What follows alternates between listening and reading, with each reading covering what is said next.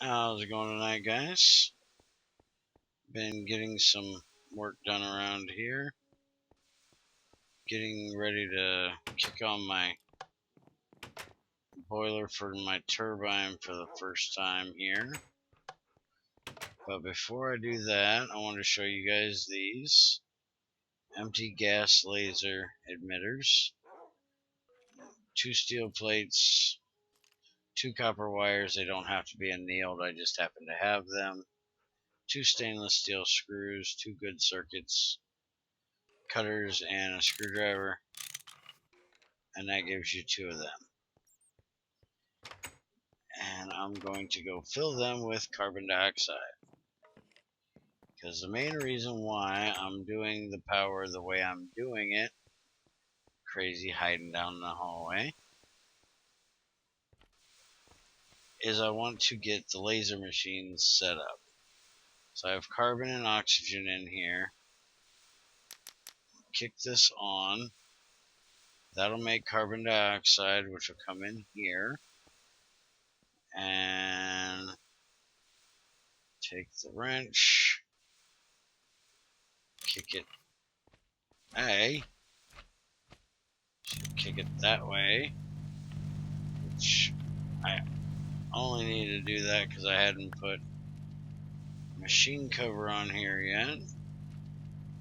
So let's go ahead and shove one of them on there, and that'll shut it up. And now that this is done, I'm going to pop this back over this way, take it off that way, throw these in so they can get done with the rest of what's in there. Alright, so now we have 2 carbon dioxide laser emitters. And we need these, these,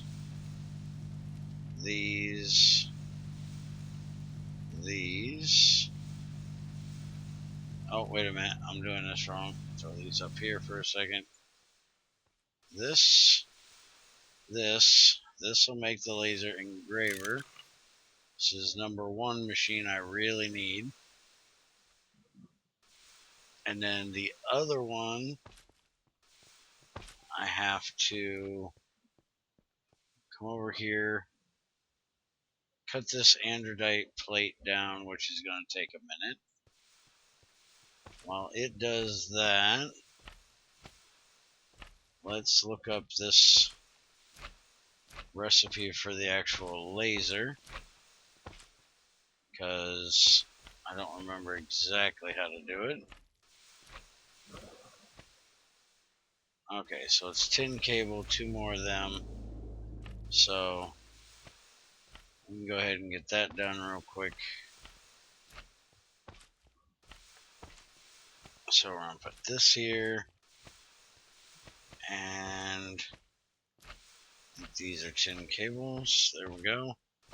And that gives us our 2 CO2 laser, low voltage. And I'll put these back in here. And these are going to go in the other machine, or in the machine room. So this needs to be powered from the top. So we're going to put it somewhere around here. Laser will go on top, facing down into it. And this bath needs to be moved. Just put it over here for the moment. And then go ahead and pop this out of here as well.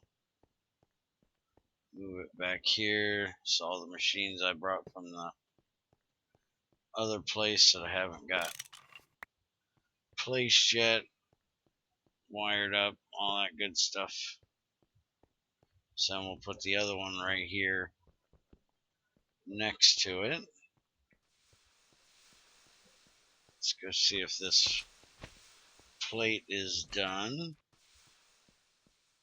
Which, when we were doing the work around here, setting up everything, I decided that I'm going to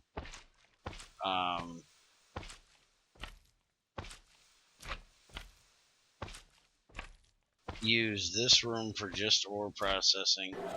That one over there will be the wire or the machine room. And I gotta reset this. So I gotta go get me a plank of wood to throw in there for making a stick. Whenever it runs out of power, it won't restart even if it has power, till it's given another recipe. So just throw something else in and it'll start back up. I keep forgetting that my machines are not powered yet. I gotta get power over to this room as well.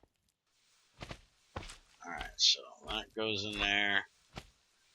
Now you'll see it started back up again. Grab this battery, because I do believe this is going to take more than that one battery to get done. This is how I've been doing just about everything, is just moving batteries from one place to another. It actually might get done. Alright, we'll throw it back in there. Mainly I've been putting the batteries over there, letting them charge up and then bringing them back over. Alright, so there we got an andradite lens. Throw that up here. That will make the laser welder. Now, what this thing does is it puts your plates together for you. So you can stop having to use your hammer to make double and triple plates. And it needs power from the top as well. So now we got both of those ready to go. You see the welder needs a selector circuit 4, and it'll make the quadruple. You can also do machine casings in here, so you can quit wasting your wrench on them. And it should have plates as well. Let's see. There was one. Item casings will make you a regular plate. Bolts will do rods. Where's a regular plate from like double and triple plates? They should be in here as well. Let's see.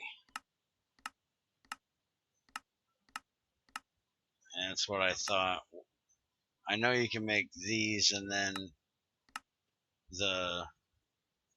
those can be in, but I thought you could do the actual plate in here as well. Let's look here. Need a double plate rolling machine. Okay, so you do have to weld the two ingots together and then throw it in a rolling machine to make the double plate. So this actually gets done in here, and then the double plate will be made over there in the rolling machine. Okay. And then this is just for making these wire things mainly. You can also do engraving stone, chiseled black granite, from granite, chiseled marble. I think you can use just a regular glass laser for most of them. But what I'm going to be doing is the gold foil to gold circuit wiring, also the copper and things like that. So the main one I need to do right now is the gold one, and I'm tired of wasting durability on my wire cutters to do these, so this is the main recipe that I've got it for. And this can be made in the cluster mill, which I also have by putting a plate in there. So now I can automate my circuit making a little bit more with this. But right now I'm going to test this. I have a medium voltage battery box with a battery in there, wired up going to another battery box, which is currently full. As far as I know, this will put out random amounts of power, and I'm not sure exactly how much power it's going to put out. So I don't know if it's going to overload that MV box. So I'm going to put some charcoal in it, fire it up, see how it works, and make sure it's not going to overload that. If it does, I have a CESU here that I'm going to replace this with, and then I'll use this on a machine. But the main reason why I'm wanting to get this done is so I can get the MFEs ready to be made, so I can do HV. Then I can wire my wires around more and not have to worry about so much loss. I'm going to put either an HV battery box, which means I need the circuits, which means I needed this laser engraver, or I need HV power to run my compressor. Where the hell did I put the compressor? I got a compressor here somewhere, but I need HV to run the motor, which is this one here. This is the compressor, and I don't feel like doing it the steam way. I already showed that way previously in this series, so I'm going to just go straight to the HV because it is possible if you use the Gregtech battery box to do so. So I just need to make 2 advanced circuits to make a HV battery box, and then I'll be able to do that. So as soon as this gets heated up, we'll make sure this ain't going to overload. It's like I said, I don't know what the actual conversion is. I think it's the usual 4-to-1, I think it is, or whatever steam is. Alright, so should be dials going up, so it's getting power. Now when we hooked up Crazies, we noticed that it seemed to have an internal buffer in here that it was putting out before it actually went into the battery box, because we had CSUs on hers and they weren't filling. But then we took them off, we put them back on, and it did. So I'm going to do the same thing here. We just got to be kind of quick about this to make sure the thing doesn't overheat. Let's see. That should now have enough power if it's going to do it. I don't know if it's going to do it or not, because I don't know if this is going to put out power straight to this or not. Are we overheating yet? No. Alright, so for testing purposes, let's throw the CESU up here, and see, it's not powering up yet either. So there's got to be some kind of buffer that's going in there, because you can see the output. It's outputting right now, but it's not actually technically outputting any power. So let's try doing this. Let's pull this out, which will let that go down. This will start to overload because that doesn't have any input right now. There we go. So now it's got pressure, so we'll put this back in. That'll jump it way up 30%, drop back down to 20.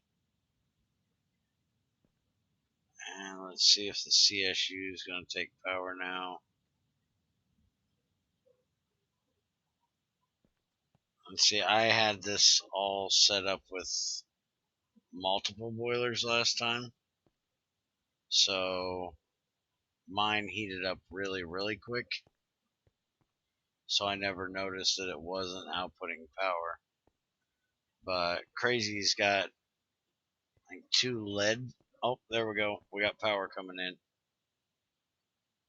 Alright, so it is not putting out more than MV power, so that's good. Because if it was, this thing would be making a lot of noise. So at least one boiler will not do more power than MV can handle. So now what I need to do is make me a low voltage to medium voltage transformer. That way I can power both of these. Now that I've got this testing done, crunchy, crunchy. And now I can run this a little bit more. I didn't want to run it too much right now because I didn't have a steady amount of power coming in. But this is how much I've ran it so far. And that'll take off when it fills. And now I've got a steady amount of power that can be made for it. Come on, you're supposed to kick on there and detect that, so get to detecting already. But we're not gaining any steam pressure, which is good. Everything's running. So I got to make a couple wrought iron plates and get my transformer made. And next time we should be wiring these up so they can be used, or I may go ahead and wire them up and I'll just show you how they work next time.